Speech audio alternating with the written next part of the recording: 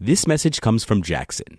Taxes aren't something you can only think about once a year. With investments, planning for tax day is year-round. Fortunately, Jackson offers tax-efficient products. Visit jackson.com for more information on how our products can make your tax bill a little bit less painful. Jackson is short for Jackson Financial Incorporated, Jackson National Life Insurance Company, Lansing, Michigan, and Jackson National Life Insurance Company of New York, Purchase, New York.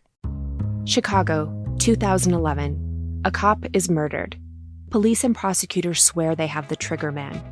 He swears he didn't do it. How far will each side go to prove they're right? Like it's just one bombshell after another, where you're like, what? The story of a PlayStation, a brain-eating amoeba, and the relentless pursuit of justice. Off Duty, out now. Listen wherever you get your podcasts.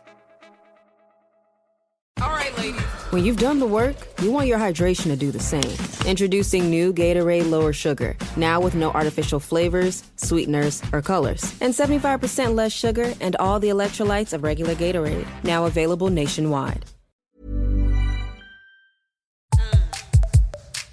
Hello and welcome back to the Psychological Pop Podcast. This is a podcast where we talk about popular culture through the lens of an attorney and a therapist. I'm Tess Brigham. I'm the therapist. And I'm Brooke Brigham. I'm the attorney. And we are back with Sister Wives, Season 19, Episode 25, He Heals the Brokenhearted. So this is the final episode of this little season of this. And next week starts the 3-part tell-alls. So I can get angry at Cody again one-on-ones, next week. Yeah. Sorry, the one-on-ones. Yeah. Yeah. Well, because I often have to stop myself and say, he's a grieving father. He's a grieving father. He's a grieving father. Don't think ill. Don't think ill. But there were some. Yeah. No, I was going to say, I really, really, really was trying in this episode to give him the benefit of the doubt on all levels, but these thoughts just kept creeping in to my mind, and I'm exhausted from this episode. I have to admit, I was starting to feel like maybe I had, a heart of stone because, the last 2 episodes, that were centered around Garrison's death, a lot of,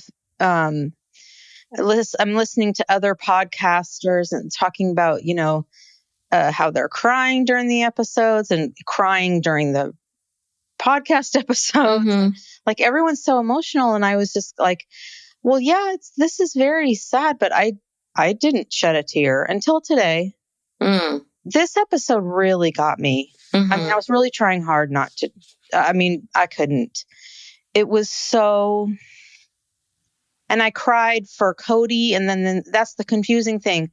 Like I'm crying for Cody, and then the next minute I'm thinking, why are you making this about you? Yeah, that was the part that was really hard. It was really, really hard. And, of course, Janelle, I'm always team Janelle. I've always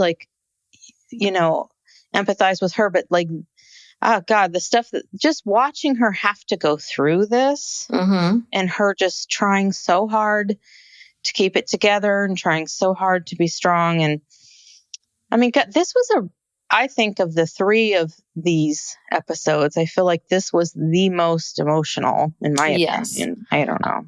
I think I did the most crying in this episode. Yeah. But it was the one that I found myself, especially as the episode kept going, as it was going on, like, why do we keep cutting to Cody? Why do we have to keep hearing what he has? Episode? Yes. Why do we have to keep hearing what he has to say about life and death? And he's not telling us anything factual. He's waxing poetic about what it means to live and to die and to be in the world. So there's no important information in there that we needed to have. So why are we getting all of these couch confessionals from him? And why? We've dedicated a lot of time to Cody in these last 2 episodes to his feelings. Yeah. Quite frankly, every time he started waxing poetic, all I could think about was that episode.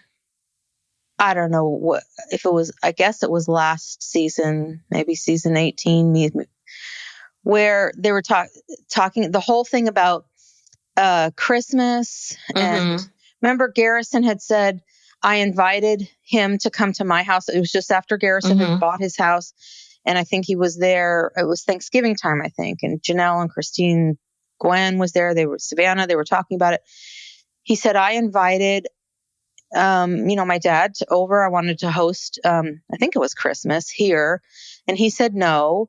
And then remember, they got that Airbnb for all the out of town, adult children to come. And they invited Cody to go to that too. And he said no. He said, why would I go there? I have a house. I have a house to celebrate Christmas in. What if they want to come, they can come to me.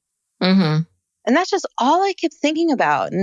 And look, I'm not trying to blame anybody. This is not a blame game. It's just more like, it just didn't feel like he was, I don't know what the right word is, not necessarily taking responsibility, but I don't know. It seemed like he was trying so hard to come out as the hero in this. Of course. Yes. Because he always has to be the hero.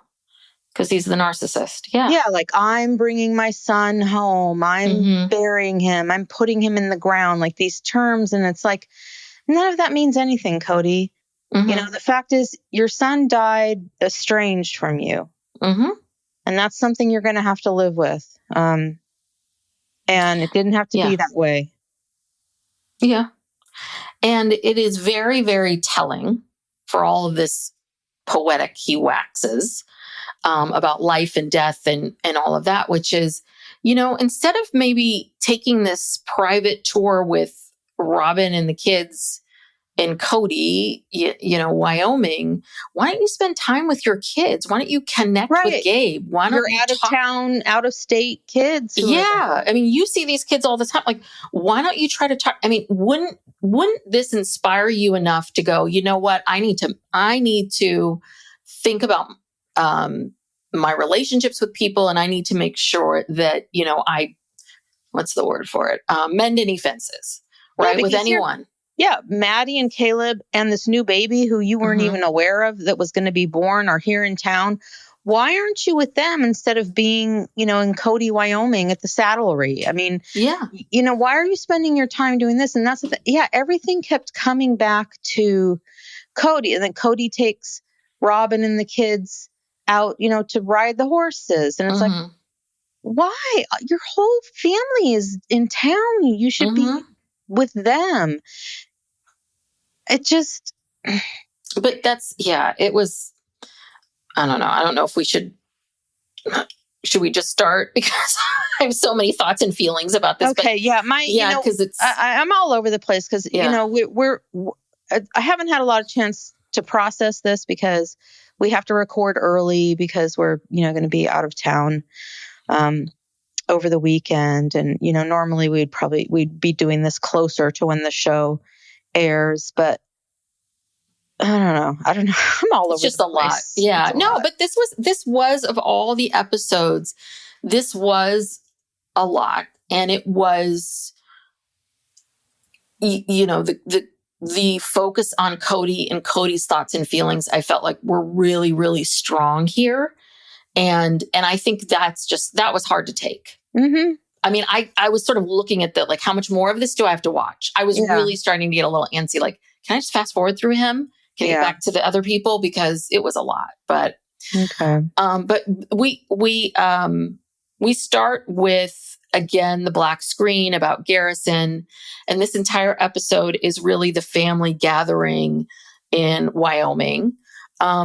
So, we see everybody inside together and everyone's getting ready to go fishing. And we hear from Janelle and she tries to stay busy and, grief comes here and there, but she's trying to keep it together. It's, Caleb loves to fish, so he's got some fishing hole that he wants everyone to go check out. And Janelle loves to fish. Yeah. It's funny too, because I guess, so that baby, so and Maddie has another child. Right. The baby. I was getting very Joe, confused about. I was like, is she pregnant? No, she's not pregnant. No, it's the what is her name? JoJo or no? I think JoJo's the baby that we saw on the show. Joey. I think that we saw on the show. Joey. It's short for something, I think. But anyway, yeah. So that's her third child. Okay. I'm just had. And I guess Maddie grew up with kids, so she's very comfortable. But I was just really impressed how the two of them are just, I'm doing this, I'm doing that. I mean, 3 kids, all that little, it was so much. They're very calm. They're both very, very calm people.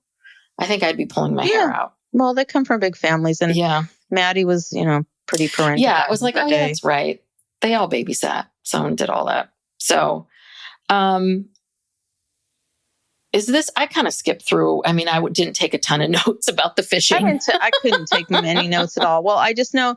So then Christine and David and it was like Truly and Isabel and Aspen, Via, Aspen, Mitch. You know who wasn't there, or at least I didn't see, was McKelty.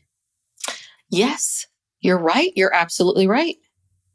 I didn't see McKelty or her family at all. So I don't. Oh, you're right. I don't know what's up with that. Do we know in the timeline when his military service was? Was it before or after this service? Oh, the military. I'm not really sure. I kind of get the feeling it was before. Okay. But I don't know. I don't know for sure. Okay. Which I guess would make sense. But I know that whatever happened at that military service is what shifted everything for a lot of people, right? The military service is when they came mic'd up. And that really, allegedly, that's what some people are saying. Look, we're getting our information the same place everyone else is, TikTok. That's what people are saying. Yes. That because McKelty said on her Patreon that something happened at his service that upset her. I don't know which service it was, and maybe she didn't want to be on camera because there were a lot of people there, at least at the gravesite service, where their faces were blurred out. But I don't think she was there, and I don't know what that's about. And I'm not going to speculate about it. Also, I don't believe Dayton was there. Yeah, you're right. You're right. Unless he just was not in any of those scenes with the rest of the family, and maybe he was at the service with his face blurred out. I don't know. But not like faulting anyone for whatever choice that they make or whatever. I don't know. I don't want to speculate. But just like weddings, last minute things come up for people where they can't go to the service. Do you know what I mean? It's like stuff like this happens. Yeah. But we see, Christine's talking a lot about, well, she hates fishing. She made sure we all knew that. But she was talking a lot about taking pictures and that Garrison didn't like to take pictures so much, so they don't have a lot of memories. And that made me think, oh crap, I got to start taking more pictures of Max because he hates taking photos. And if that boy disappears today, I'm in trouble. I don't have enough. There's not enough photos. Well, we finally got a photo of you guys on Mother's Day. Yeah, but it was not flattering. I look ginormous in it. So I need a redo. Matt, at least we have an identification of Max, okay? Yes. You need to put him on a poster. We have a current photo, okay? So let's focus on Max, getting pictures of Max. Yes, but I need to do that because Max never wanted me to ever take, he hates pictures. He never wanted to do that. But well, you have to force him, just like the Mother's Day gift, Yes, I do. I need to have to start. Kids. Yeah, but then we hear about, I guess there was a photo that, this is where she talks about this, the photo. The side hug photo. Yes. He wanted picture. This picture of that they took when they were all together at, I think it was a Christmas or something, taking a family, because there's that last family picture of Janelle with all her kids and grandkids. And I think it was from that photo shoot. And it's a super cute picture of him hugging her and she's smiling with the biggest smile. And he wanted a copy and she couldn't find it. And she didn't find it till after he died. And that was probably the first time that I broke down. Yeah. In the episode. I mean, this is just. Yeah. Yeah. Well, and we heard from Christine, we're skipping all around, but let's just skip around. Yeah. We whatever. heard from Christine that she's known Janelle for 30 years. She's only seen her cry a few times. Yeah. I mean, and we see her cry 3 or 4 times just in this I mean, episode, that's yeah. very significant. Very significant. Well, yeah, there's nothing more painful. I can't imagine anything worse than losing a child. No, there's nothing worse. There is nothing worse. That's that. Yeah. So, and then this is where we go right to this whole Cody and Robin with the kids. And this is we're back to, they're leaving, I guess, Cody, and they're going to Lovell. And he's like, okay, everybody, let's get out. And so he pulls over by the side of the road at an intersection. And he's like, okay, kids, let's start story time. I mean, it was just it was weird. And it was all about how there are these memories that I have of my life in Wyoming. Well, Garrison's in some of them. Garrison's in part of them. But they are my memories, and I want to tell my kids about these memories. Mm-hmm. This is what he's saying. Scott. Yeah, no, it was very Cody focused. And then it was this really gross. This I thought was gross was that, okay, so Robin, I'm going to be a little petty here. I don't give a shit anymore. Robin's got a sparkly baseball cap. Oh, yes, and some pink shirt that says Mountain Woman or something. Like, it's like, you're far from this. Like, you can tell she's never been around country things, or the country or the. Oh, but she likes countrymen. But yeah. And then she talks about how when she first saw Cody riding a horse, how it turned her on so much. She's like, it's yummy. Yeah. She went, roar, roar. Yeah. Ooh. Robin, excuse me. Hello. Remember why you're here. You're here to talk about this, family, quote unquote, family reunion memorial service. So yeah. So she's making it about herself. He's making it about himself. Like, look how studly I am. I'm going to get on the horse with Robin. I mean, he's showing off. Yes. Okay? Yes. He's showing off to his kids. He's showing off to Robin, trying to show off to America. And it's like, this is not the time or place for this. Yes, we know we've been watching the show. Yeah. We know you're from Wyoming. We know you grew up on this horse, cattle ranch, whatever. We know. We've seen the episodes. Mm-hmm. Don't you think it's also a little interesting now that it's very much established that Cody and Robin are in this monogamous marriage, that Robin speaks this way about Cody? Yes. She never would have spoken that way before. No. And Miss Prim and Proper, and she would never speak to him, and you shouldn't be doing that and all that. So, okay. So what's your... I don't know. It just seems very odd. It's like, well, and you're the one that's constantly having a hard time dealing with all these changes, but you seem to be fine slipping right into monogamy. Right. She was giddy about it. Yeah. I don't know. It's just, oof. Yeah. That whole segment was of him showing off. It got me upset. Yeah. And I want to go back a little bit to the fishing scene. Is that we see that Leon and Audrey are there. Yes. And we see that Gwen and Bea are there. And so, this really is, again, these people who Cody really needs to be spending time with and mending relationships with are here. And he's choosing to spend his time like riding a horse with Robin. Yeah. Yeah. Because his ego, is too big to go over there and say, hey, I'd like to spend time with you.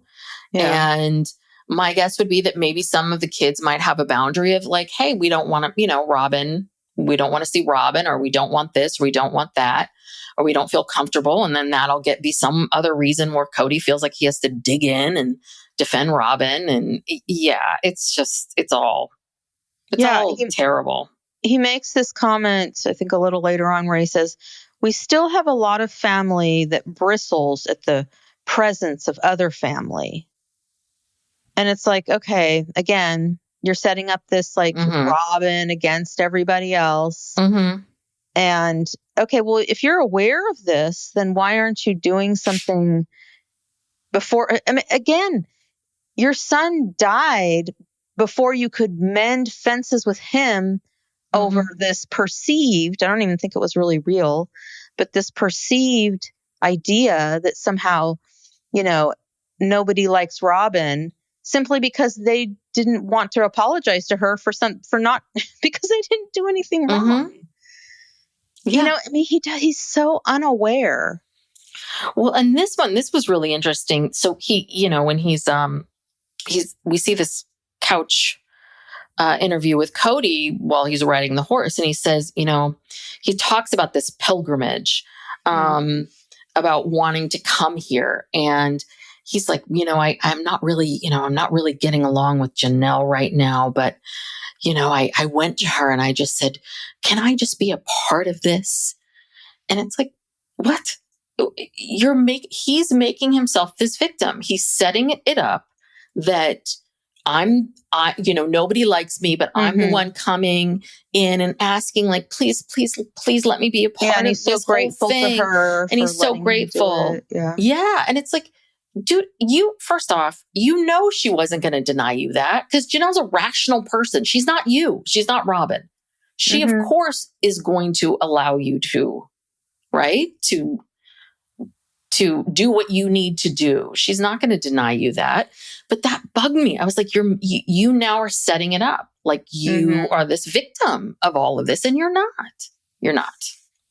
So, anyway. Yeah. But then he's this pendulum just swings, because then later he said at the funeral home, I guess, his kids started, planning everything and what they were going to do. And he said, whoa, like, this is my son. I was the first one to hold him. It's like, well, Janelle too, of course. And that's towards the end. Yeah. Yeah. So I need to be able to, like, somehow square this circle, or whatever term he used. Full circle, lots of circles. Full circle, whatever. Like, I need to be able to, I'm going to do this. I'm going to bring, because Janelle gave me permission, I'm going to do this thing, my pilgrimage. And again, he's making that about himself. Yes. It's his pilgrimage. He's comparing it to, some sort of old Western movie, like so casket, but being a horse-drawn carriage with a casket in it, and he's following along, and he's making himself the hero of his own story. Yeah. Well, this whole section, this is what happens next. Is basically we see Cody, this is in Powell, Wyoming. We see Cody go to this Penrose Memorial where other family members are buried. And this is exactly, I wrote this down. This act is nostalgic to me. The act of bringing my son home. Throwback of old cowboys, casket on a train, finishing the circle. That's what he said. And so that's all about him. That's all about him. And his whole thing is he wants to dig the grave, and somehow got permission, which I was kind of surprised about. I didn't think that they would gonna let a family member come and dig. Well, you know why? Probably because it's just they're burying ashes. They're not burying a body. I think there are laws about if you're burying a body in a casket. Okay. That certain protocols have to be taken, but they're just burying ashes in a, urn. So okay, well, that makes a lot of sense, because I kept thinking this is very odd. Did he really get permission? It's a rural, they can, they feel like they can kind of get away with whatever they want to do. Oh God. And so, Cody says he's going to dig the grave because it means something to me. It's the old, this old West Country cemetery, God. I mean, it's utterly exhausting. He's in his cowboy era, Yes, I'm a cowboy. I'm just a cowboy on a pilgrimage. I'm riding my horse, back to the homestead to bury my son. And, only I can do this. Only I can complete this mission. I mean, really, this is all about him. There's nothing in this about. And here's another thing too, when he kept talking about how, he's grateful that Janelle gave him permission to do this, but he's really the person who's most affected by this. He never mentioned anything about the fact that, Garrison had all of these siblings who, were closer to him than he was. and they're just left out of it. He doesn't even mention them. Yeah. He doesn't even mention like the effect that any of this has on any of them. It is all about him. Yes. Well, because it's Mary, the one who said, I can't believe it took this for us all to come together. Mm-hmm. And it's funny because I kind of kept thinking that Cody said something like that too. And then I realized, I was like, oh, wait, that Mary's the one that said that. Mm-hmm. Cody, again, has made this all about himself. But I just had this flash of Cody and Robin, and that they love to dress up like cowboys, and like this is their weird fetish. Because the two of them really love this whole lingo and all of that. I don't know. I just had a flash. I don't even want to think about I just had a flash of the two of them. But anyway, let's talk about Uncle Scott. So Uncle Scott's here. Tim. And brother-in-law Tim. Who was going Tim. to be the pastor, the officiant for the service, which is, I believe, the next day. So again, there's so much more. I keep forgetting that there's more here. So Cody invited them to come because they're part of the men group who nurtured Garrison into maturity, yeah, something like that. And so then Cody talks about how he wants to dig a hole, but a much bigger hole than they normally dig. And it's very interesting because he keeps talking about this honor of mourning. And in this moment, just the thought that I had was, I'm wondering if this is his guilt. Like instead of him being able to say, I feel guilty because I did not reach out to Garrison, I waited till now. Are you punishing yourself by having to physically dig this hole, by physically making it bigger, by physically, sweating it out? I don't know. If he was just doing it by himself, maybe, but you keep talking throughout it. Like, so it doesn't feel like it. The whole thing is so performative. The idea of it is performative. And then we watch him carry it out. And he's talking about how, the way he digs this hole is very meticulous. He's literally, you know what I mean? He doesn't want to get any stray dirt. He's trying to keep it very neat and clean. He levels out the bottom, all those details. I don't know what it means, but it's almost like it's a distraction from something. I don't know. It could be. I think, but I really interpreted that as guilt. Okay. Like, I have to make this perfect for him. This has to be beautiful. This has to be perfect. This is what I can do. It's almost like I could not, when you were alive, this is what I should have been doing for you emotionally, but this is all I can do for you now. True. Yeah. Because if when Garrison was alive emotionally, Cody should have put everything aside to focus on him. And so he didn't now. So he's putting all of his focus on this burial, this pilgrimage to make up for it. Although it obviously doesn't, but yeah. And then there was this whole thing about, I guess he's buried right next to his grandmother, Cheryl. Yeah. And Cody goes into this whole thing about like how Garrison is just right in the crook of grandma's arms. In her arms, yeah. Yes, it's the last ode to my boy. Psych Legal Pop, we'll be back after these messages. This message comes from Jackson. Taxes aren't something you can only think about once a year. With investments, planning for tax day is year-round. Fortunately, Jackson offers tax-efficient products. Visit Jackson.com for more information on how our products can make your tax bill a little bit less painful. Jackson is short for Jackson Financial Incorporated, Jackson National Life Insurance Company, Lansing, Michigan, and Jackson National Life Insurance Company of New York, Purchase, New York. Chicago, 2011. A cop is murdered. Police and prosecutors swear they have the trigger man. He swears he didn't do it. How far will each side go to prove they're right? Like it's just one bombshell after another, where you're like, what? The story of a PlayStation, a brain-eating amoeba, and the relentless pursuit of justice. Off Duty, out now. Listen wherever you get your podcasts.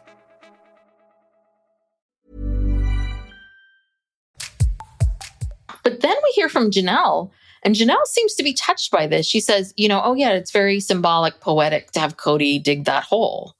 So I was like, is she just trying to be nice? Or does she really? I mean, that's genuine tears. I think I feel like. No, I think if I were in her place, look, she's in such a horrible place and here's this person who is, he is trying to do something to honor his son. It's just very hard. And I'm sure Janelle at a certain point, when time passes, will probably look back and maybe have some of the same feelings. But in the moment now, she's just grateful that I think she's grateful he's being pleasant to her. Mm-hmm. She's grateful that, he came to her and asked her permission, honored her. She's grateful that, he is trying to do the right thing. So, that's the state of mind, I think. Yeah. So, and remember last week when I said that I think it's very interesting that we don't ever see just Cody and Robin on the couch together. Mm-hmm. We haven't really seen that in a while. So we finally get a couch scene of the two of them, which was quite disturbing. Yeah. Where Robin says, it was a big deal digging that hole. And Cody says, ceremony, there was a ceremony digging that hole. Yeah, we did like children. For him. Yeah. Yeah. Yeah. She's like, it was important for you to dig the hole. Yeah. Right. And he goes, you told me that. And he's like nodding. That was really weird. It was a ventriloquist performance or something. I mean, it was weird. Yeah. But you know what it was? In that moment, I was like, this is why you love her. This is why she validates everything. Oh God. Yeah. She's mommying him. She's babying him. Oh, tell everybody what you. Oh, yeah, that was so hard for you. That was important. That was important for you, wasn't it? Yeah. Oh yeah. So we hear from Cody about how, I guess, when Garrison was on the ranch, I guess it was so cold the first day, and so he got this bloody nose. And that, but apparently Gabriel says, no, I gave him the bloody nose. Yeah, I punched him in the nose. That's how he got that bloody nose, because he wouldn't give me a ride on the ATV. Yeah. But he said, I guess that was very significant because that was the first time they went on a cattle drive without the older brothers, which I would, Logan and such. Mm-hmm. We're back to, my next note is about how Cody, I was the first one who held him. This is my duty, my job. Let me finish. Okay. And there are also these personalities that come out, it's so telling how much he loves dropping. I was the first one to hold Garrison. So, you see this a lot. When someone passes, everyone circles around and decides who is the closest to that person, right? So, the closer you are to them, the more significant your presence is. And it's just so interesting how nobody else in that family felt like they needed to justify themselves and why they were there. Yeah, and take center stage. Yeah, not one of them needed to do that, except even his mother. Yeah. His mother, who you saw her. Yeah, the one who gave birth to him, who grew him in her body, gave birth to him. And usually, when the baby comes out, they put the baby on the mother's chest. So I don't know if you're technically the first one, but that's the thing. It doesn't matter. He's just creating this story. And again, I feel bad even just talking about this and saying these things because, again, he is a grieving father. This is horrible, but I'm just pointing these things out because I don't think this death is necessarily going to change him. It hasn't changed him. He's still acting like Cody, even through all of this. And, it'll be interesting to see how he acts afterwards. Yeah, I think that's what's really hard about this is, there's that's why I kept thinking to myself, he's a grieving father. He's a grieving father. Should you be feeling this way? But as it went on and on and on and on, and that's what was interesting too. The producers, the producers really always favor Cody, right? They all live on the same street. Didn't they change to a different production company?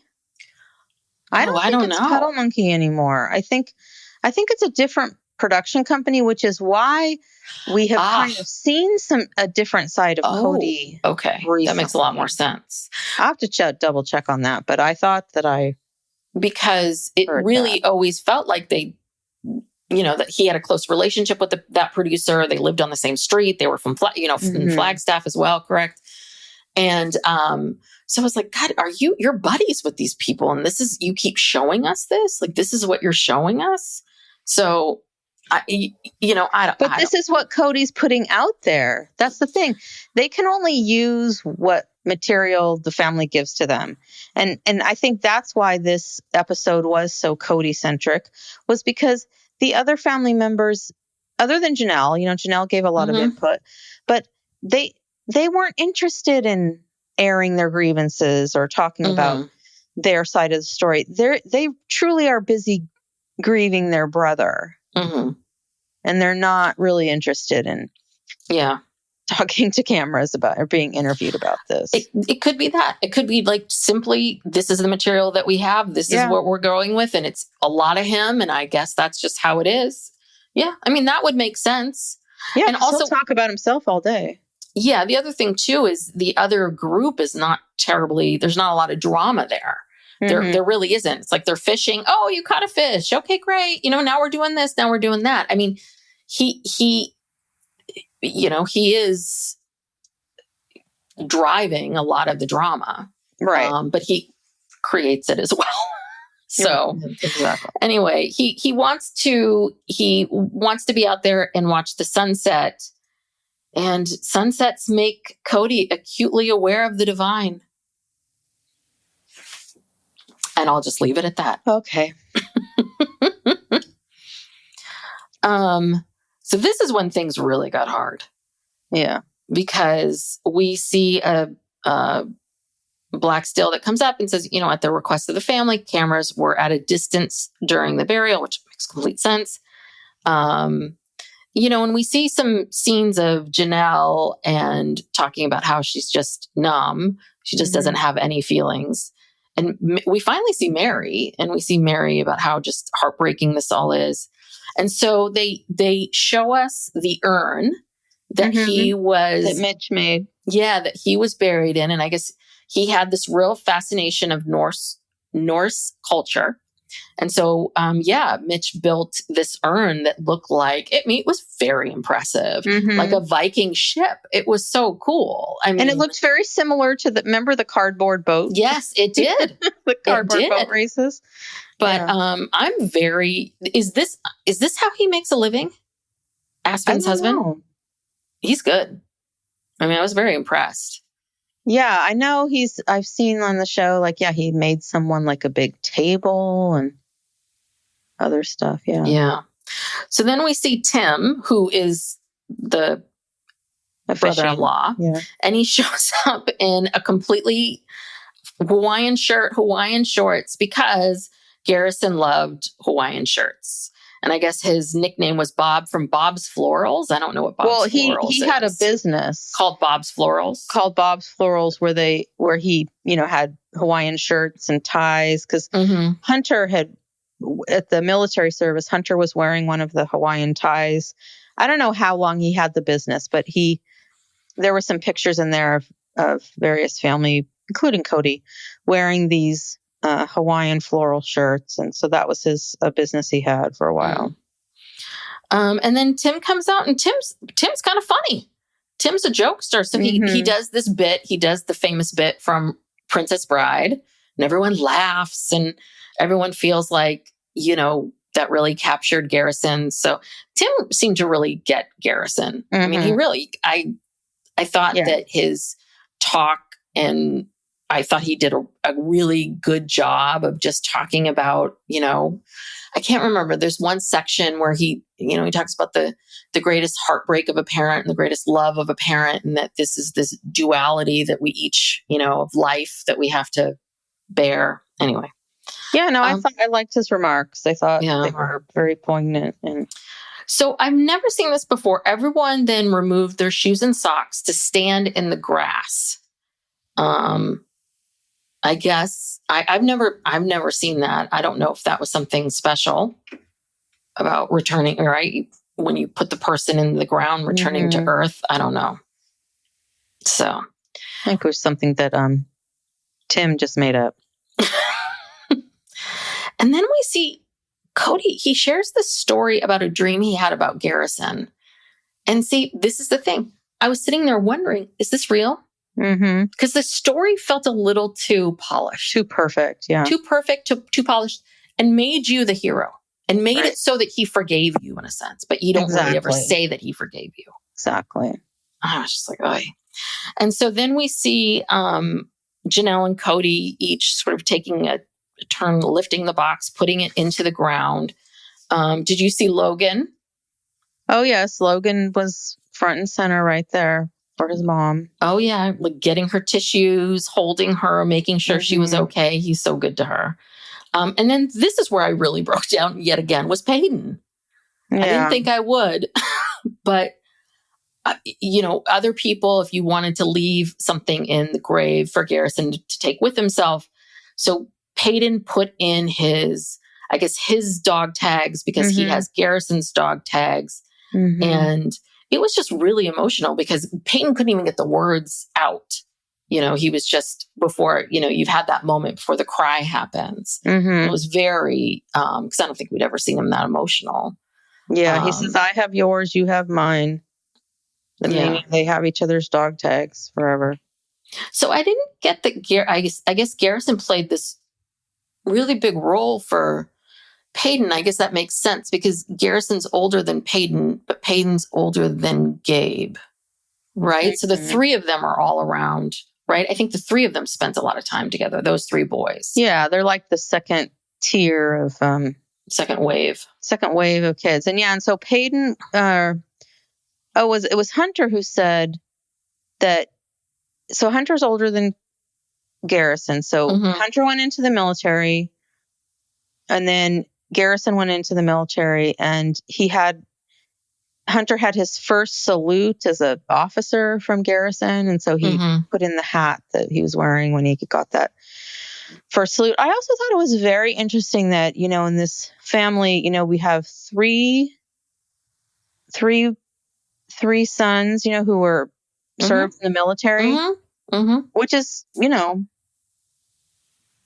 not that common, I feel like, anymore. I don't know. I mean, well, and also they're all very close in age. It wasn't like the oldest one and then the middle one, right? Like, I think they definitely influenced each other. I get the sense that they all, that they saw the benefits and wanted to emulate that. Because that's what Peyton mentions, that he said, Garrison was my sort of military his mentor. Sergeant, or he was his superior. Mm-hmm. Yeah. So, and then we see some of the other kids, Maddie and Gabe, putting dirt and other things. And did you see Christine? Christine got on her hands and knees in the dirt. Got on her hands and knees. And, I mean, she really, she was in there. Because I'm going to be catty, but, Robin comes over in her little floral dress, and she picks up a little, half a handful of dirt and just kind of throws it in. And should probably leave him with a bullet journal or something. Oh, God, a junk journal. A junk journal. Yes. That would be so awesome. If do not make him live with that for eternity. Please. I know how Garrison loved junk journals. Yeah. I made him one. But no, Christine was on her hands and knees. I didn't catch that. Over the grave. And that all of that. And then we saw, and Leon too. Yeah, we saw Leon. Hands and knees, down in there. And I'm sure that there was a lot more we didn't see. I mean, that was intense. Yeah. No, it was definitely, the whole burial thing, it did add an element of intensity to it, because I mean, I've never been to a service or a gravesite burial or anything that resembled that. The closest, either there is no burial, it's just like a service or a memorial, or there's a service and then everyone goes to the cemetery and they lower the casket in, and then that's it, And sometimes people will throw flowers in there or stuff, but this was it was very emotional. No, I didn't see the Christine and getting on her hands and knees. I kept focusing on Cody's mom, Janelle. Am I saying that right? Yeah. Yeah. Because I'm just looking at her. I mean, she was beside herself. I mean, she was having a rough time. And I was just thinking, this poor woman, she's buried her, husband, and she buried one of her children. Remember? Yeah. And now she's burying a grandson. Yeah. I mean, and I'm sure there's other people in their family. You're just like, this woman. I mean, she's just been through it. Yeah. Been through it. I wonder how I'm very curious about how she feels about all this stuff. You know what I mean? Like, I wonder if she's mad at Cody, or if she kind of just stays out. I don't know. Yeah. Well, I mean, curious. Cody's her baby, she's probably, but I just think, that's just one of those things where like, what is she going to do? She's not going to pick sides over her grandson and her son. She's just going to stay out of it. I'm sure she has told Cody on numerous occasions, you need to make it right with these people. And then he goes off with, all of his ranting, and she probably thinks, okay, well, I said what I wanted to say. What else can I do? There's nothing more I can do. Yes. So Garrison is at rest, and we have this last little bit, where we go back to the Wyoming, the house, I guess, where I didn't quite understand. An Airbnb. Yeah. So it's an Airbnb, not because I was like, no, this isn't the ranch. And because Cody isn't it's a rental home, Airbnb. So you can tell by the way it's decorated. It's very Airbnb, rustic Wyoming. Yeah. I was going to say it's kind of that shabby chic look that, I was like, yes, farmhouse chic. Yes, exactly. And Janelle just talks about, I guess she talked a little bit about, the bigger picture of life and, where she's going and what she's doing. And she talks about her boys and how her boys have always taken care of her, which is very true. And then we see this very interesting clip of just a moment of Maddie saying with Cody, so not Dad, with Cody, basically, I'm angry with how things happened. I sort of paraphrased here that she's angry with what's happened. She knows that she can control her reactions and what she chooses to do and how she chooses to respond to it. And she's still deciding how she feels about any of it. And she's talking to Leon and I'm not sure who else was there. They more focused on Leon. And I will say when they put the chyron up that said Leon, they put the pronouns. Yeah. They, there. So I thought that was very, a nod to, we see you. Yeah. We see you because Leon has not appeared on the show in, I don't know how long. And then Leon actually says that, Maddie says that she feels badly about Robin's kids. She doesn't want them to think that, she doesn't like them or has something against them. And she would love to be able to tell them that. And Leon agrees. Yeah. And says, I would also like to talk to them because I think they're realizing that, and it was very awkward when you saw, I'm sure that it was very awkward at the gravesite where you have Robin and her kids, all clumped together. And I'm sure there was really little to no interaction between them and anyone else. So they're kind of debriefing afterwards. And they know that like that was uncomfortable and it's wrong because it's not these kids' fault. They have nothing to do with this. I did see Gabe and Aurora hugging because I think they've always been close. Yeah. But maybe that was it. Maybe it was like just some of the kids hugged some of Robin's kids and it just versus everybody acknowledging each other. Right. But yeah, I mean, Leon and Maddie, I totally get it. They're like, this isn't about the kids. They're not mad at them. And yeah, they feel crappy that they think that they're mad at them. Right. So, and that's another big part of all of this is like, you're okay with this, Robin and Cody? Like, this is kind of the state of what's happening here. Yeah. Well, I mean, what more has to happen for you to wake up and and just, just start over, Yeah. We don't have to litigate everything that's happened. Let's just start over and let's just say, we are a family. We love each other. COVID did crazy things to people, but there's so much collateral damage from COVID. So let's just put it behind us and just move forward. But I don't know if Cody can do that.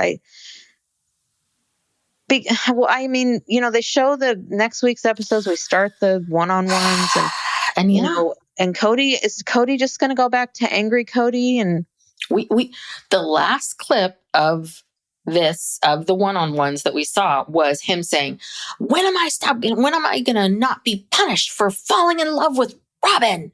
Yeah. Again, victim. Yeah. Poor me. I fell in love with her. Right. It's like, I fell hard, and that whole thing, I felt hard, really hard. It's like, you don't have to emphasize if that is what is true. Okay. Yeah. And that's also bothersome. It's almost like he's overcompensating. He has to make this relationship seem so significant now and so important. Yeah. That it's worth, what? Alienating everybody over? I mean, yeah. Really? Yeah. I don't think so. So I don't know. I don't know what season 20 Cody is going to be like. Maybe time and reflection will help that. I don't know. But this was hard to stomach. It really was. I really wish it would have been more about the siblings, less about Cody. But maybe the siblings were like, yeah, you could film us, but it's this time to this time. We don't really want to talk about it. Yeah, because there were definitely siblings who did not talk on camera, probably didn't want to. And there may have even been some who were there, but with their faces blurred out. I don't know. I mean, It's hard to tell. Well, there's that new, Peggy sent it to us, the new documentary about kids that grew up on reality TV. Gwen was interviewed for it. Yeah. And, Gwen in the article mentions how she was never paid. And so I also wonder too, if Logan, I don't think Logan wants to be on it, but if I was Gwen or one of these other people, I'd be like, are you going to pay me? Okay, no. Yeah. Well, then why? You got enough of, my parents. It's one thing when it was, my parents were making a living and I lived under the roof. It's a little bit like I got to support myself now and forget it. Right.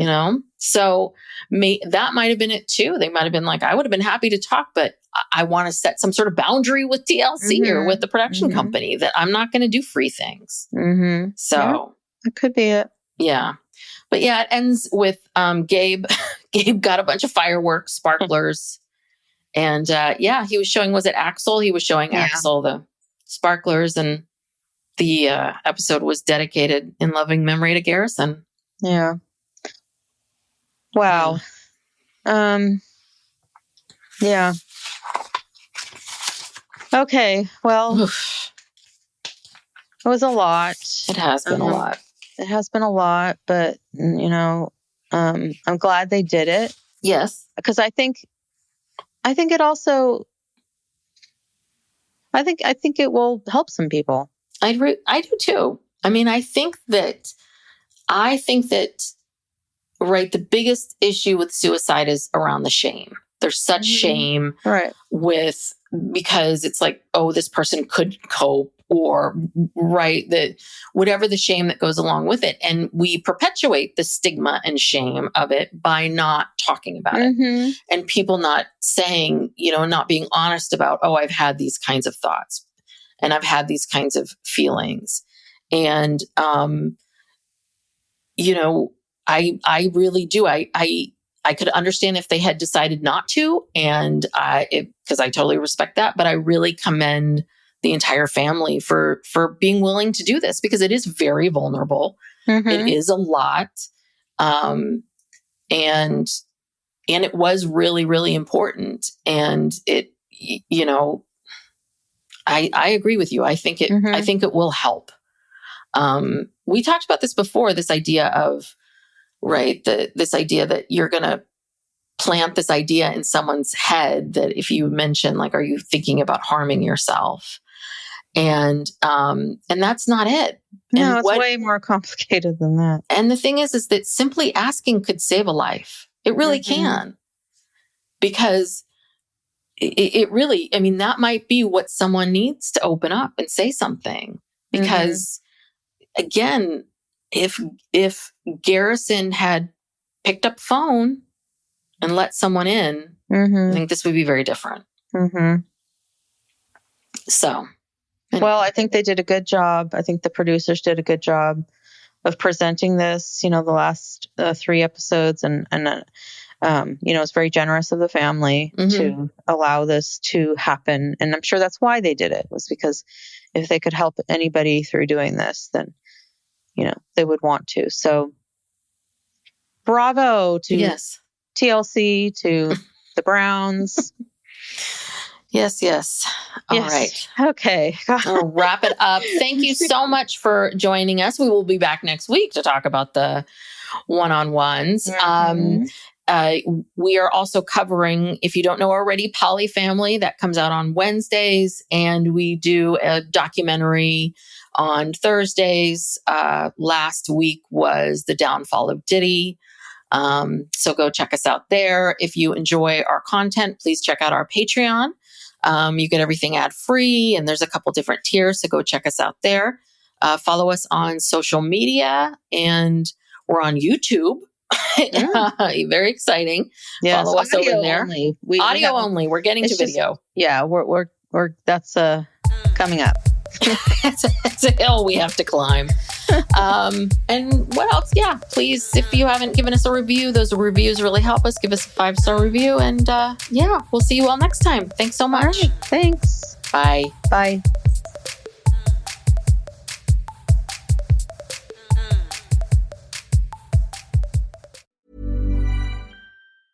This message comes from Jackson. Taxes aren't something you can only think about once a year. With investments, planning for tax day is year-round. Fortunately, Jackson offers tax-efficient products. Visit jackson.com for more information on how our products can make your tax bill a little bit less painful. Jackson is short for Jackson Financial Incorporated, Jackson National Life Insurance Company, Lansing, Michigan, and Jackson National Life Insurance Company of New York, Purchase, New York. Hi, this is Hannah Berner from Giggly Squad. Have you ever put on a bra that makes you feel like a goddess? Prepare to be obsessed with the Dream Angels Wicked Bra from Victoria's Secret, the iconic brand behind the world's most comfortable bras. And I only wear the most comfortable bras. The bestseller features an innovative sling for perfect lift without padding, and the fit is chef's kiss. Awaken your inner goddess with new colors and super femme lace embroidery. Find out why this bra has thousands of 5-star reviews and counting. Shop it in stores and online at victoriassecret.com. Does your day move faster than you can keep up? With new Gatorade Lower Sugar, my family and I can stay at the top of our game. No artificial flavors, sweeteners, or colors. 75% less sugar, and all the electrolytes of regular Gatorade. Now available nationwide.